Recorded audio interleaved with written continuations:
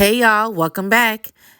Episode 27 is loaded with emotional sit downs and a ranking challenge that revealed who's truly real and who's fake. Think secrets, feelings, and shifting dynamics. Hit like, subscribe, and ring that bell. This one's a game changer. So after the postcard challenge, the girls get together. They're talking about, everything that was discussed, all the drama that was just fueled in that last challenge. And just trying to, basically be there for each other and get understanding of where everybody was coming from and how, they felt about everything. Olandria spoke to Clark, letting her know, like, it was not a direct hit towards you. It's mostly for how Taylor was moving. Granted, because Taylor has let her on. I don't care what any other viewer has been saying because they have been talking down on Olandria, and I do not like it. Calling her a mean girl and all that. No, she was not a mean girl at all. She was just keeping it real. Like, she was keeping it a buck. And there's been most of the times, yes, she has been quiet. Her and Shelley have been quiet. And this is why. Unfortunately, this is the light of Black women. Like, the moment we speak up, we're either aggressive, mean girls. Like, it's not tolerated, and there's not much grace given. But she tried to forewarn Clark, about Taylor, which I don't think she should do. Let Clark figure that out on her own. And I guess they're cool. And finally, she's completely shutting the door with Taylor. I think after that explosion at the postcard challenge, it's very clear that chapter is definitely closed. On the other hand, we had Huda over there pouting, per usual, just upset with everything that went down, and she feels alone, and now she feels like she can't trust anyone. Girl, bye. Save the tears, and she walked off or whatever. It is what it is. She does this. We've seen her act this way whenever it's something that she doesn't like. So it is what it is. So Olandria pulled Huda aside just to explain, what happened during that challenge. Of course, Huda expressed, she was hurt and she felt left out, especially, after everyone was basically exposing her secrets. And she's just making it around their friendship. And Olandria definitely apologized. She didn't mean to come off that way, but also try to kept it a being. Like, for the most part, yes, Olandria has been someone in the house that people go to vent to, but Huda put her in a uncomfortable situation. You're telling me about something that has something to do with my other friend that I'm very close to too. So what do you expect her to do? And then Huda's going on about, oh, everybody was yelling at me. I felt so alone. I need y'all, and I'm saying y'all as the viewers that have been like going crazy on social media about basically Superman and Huda. Do y'all forget what happened earlier in this season and how she was acting? Because I feel like a lot of y'all have amnesia, and it does not make any sense to me. She's upset about people yelling at her. We've seen this girl yell and cuss out people, call them out their name numerous times. Numerous times. In the beginning of this season, when it came to Jeremiah. Why are we forgetting this? What? And that was only a couple weeks ago, y'all. That wasn't months ago. It was a couple weeks ago. And now that it's applied to her, it's an issue. Y'all can miss me with that. That is just crazy that people are really like so forgetful of what has happened. And then you're mad at Olandria exposing your kiss with Chris. Do y'all forget when Jeremiah paired up with Iris, the things that unloaded from Huda's mouth about what Jeremiah told her about Iris? Y'all forgot that too? Let me know. Let's not be hypocrites. And I wish maybe Olandria wasn't thinking about it, or maybe she just didn't want to add more fuel to the fire. But I wouldn't last in that island. I swear I wouldn't last, because I'm bringing all that up. Like, girl, do you not forget what you just did 2 weeks ago? You did the same thing. And this is our girl. Like, Shelley's our girl. Why would I not speak up? Why would I not say something? Why are you moving that way?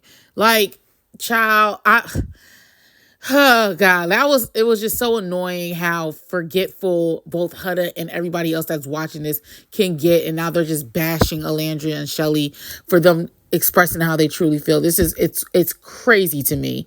But after this talk, I guess them both apologizing, they're healed after this, they had a real talk. So I guess their friendship is good as well. So Shelley then pulls Huda for another a sit down as well, just to talk about everything that happened with the challenge. And it's kind of the same stuff she reiterated the prior night, how she felt like she was basically blindsided by Huda. It bothered her. Yes, the ace thing bothered her, and how she was, being so extra in their challenge. But the Chris thing kind of just was like, dang, like out of nowhere, now you have all these feelings for him and this, that, and the third, but you kept throwing in my face, you're doing this for me, you're doing this for me. But you're really doing it for yourself, which is fine. And I think I need to understand it as well. Shelley does not care that Huda and Chris have a connection. What everybody cares about is just being real about it. Be authentic, just be honest. Like, it shouldn't be that hard. If you were truly feeling him from get, then say that. Like Huda's like, I'm single, I want to explore that connection. Yeah, okay, that's fine. But don't make it seem like you brought Chris over here for her. You shouldn't have to tell no grown man to go explore her as well. He gonna do what he want to do regardless. Focus on what you have with him. Like, don't try to make it seem like you're doing it for me when you're also doing it for yourself. Like, let it just be that. Simple. Just be that. So I guess Huda was receptive to what Shelley had to say.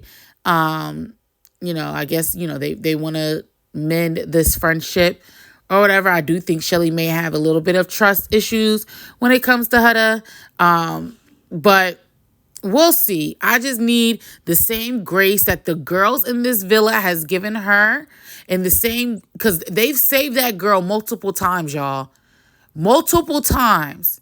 So just because this is the one time they're looking at her sideways, doesn't mean everybody else needs to add on to that. For real, for real. Like, we've all given that girl grace. And I've been saying, I don't know how many episodes I done posted where I said I felt like she's not a girl's girl. And it's been shown. It's completely been shown.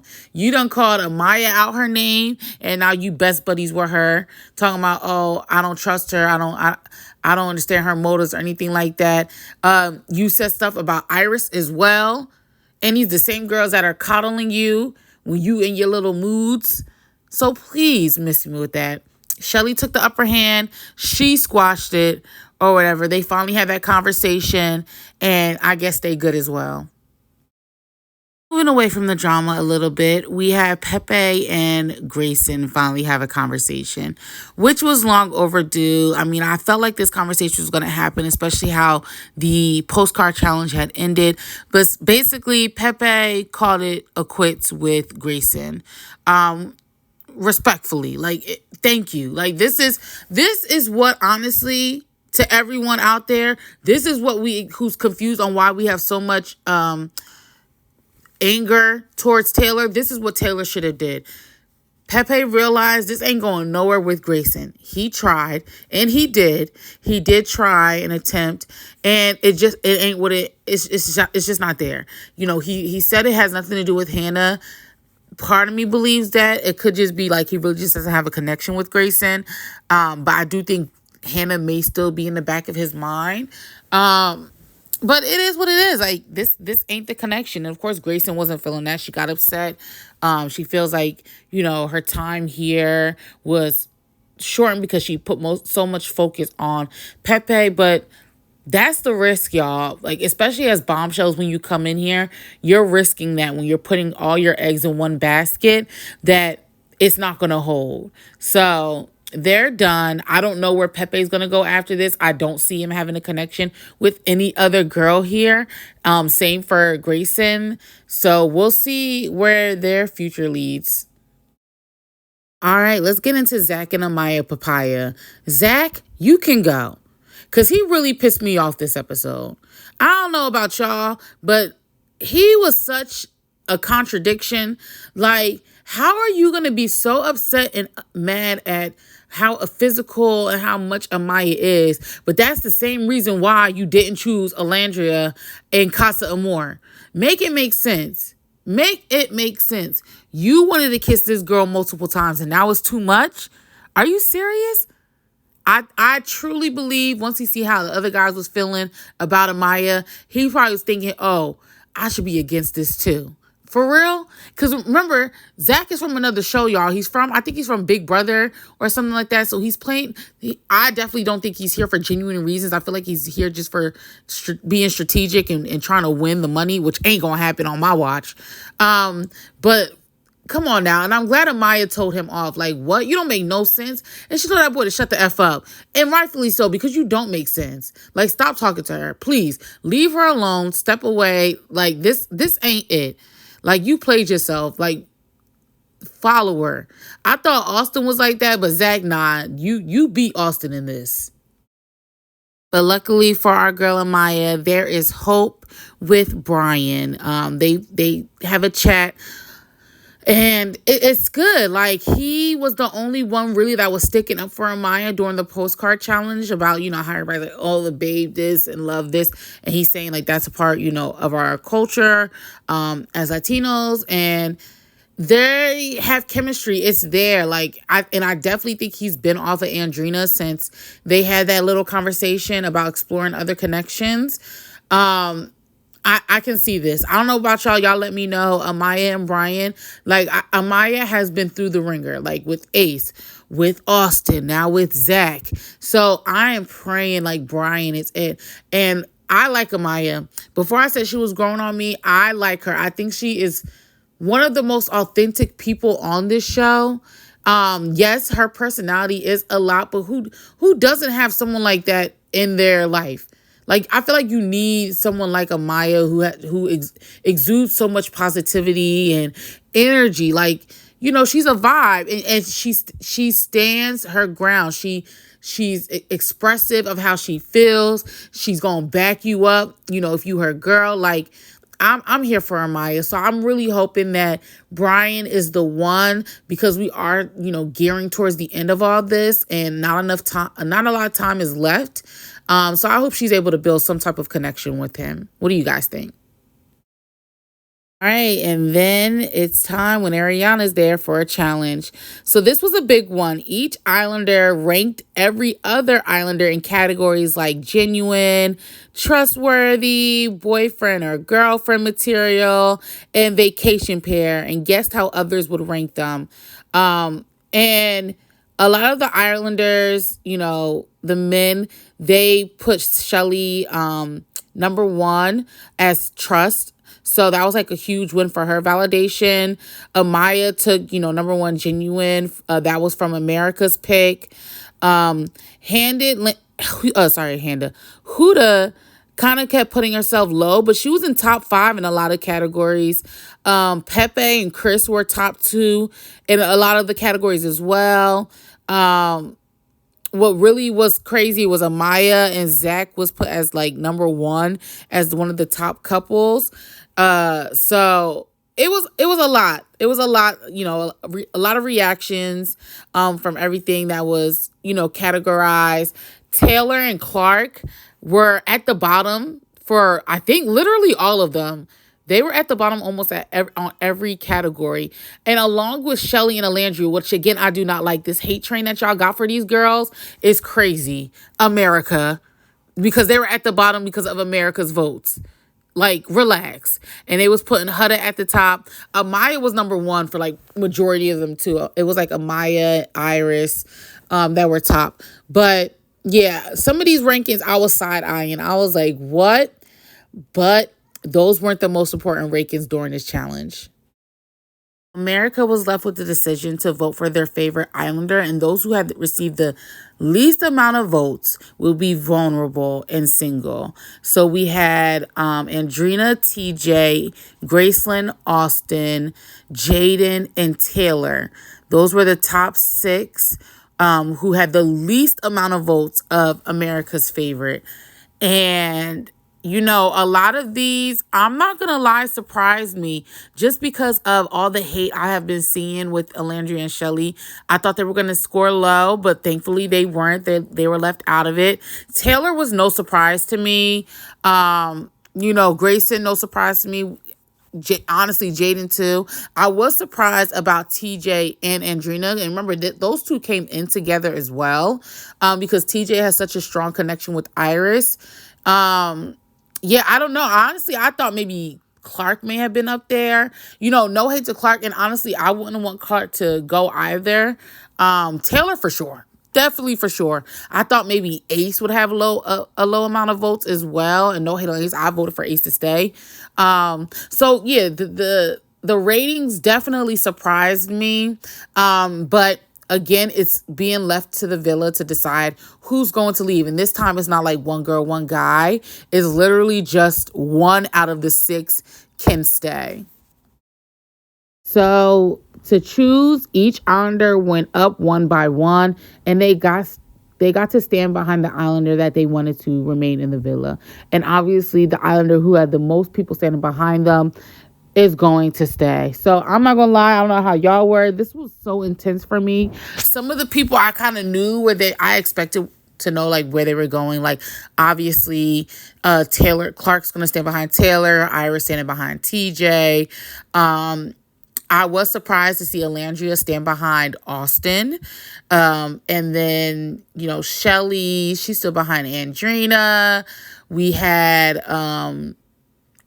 Elon and Chris stand behind Jaden. So a lot of these,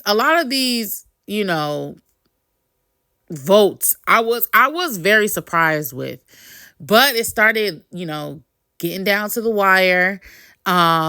And obviously the person who received the most votes was freaking Taylor. He had Clark behind him. He had Nick behind him. He had Ace behind him. He had Pepe behind him. And then Sierra came behind him. And I'm just like, oh my God. We're stuck with Taylor on our screen. I personally don't have anything against Taylor. Do I think what he's done to Olandria was wrong? Absolutely.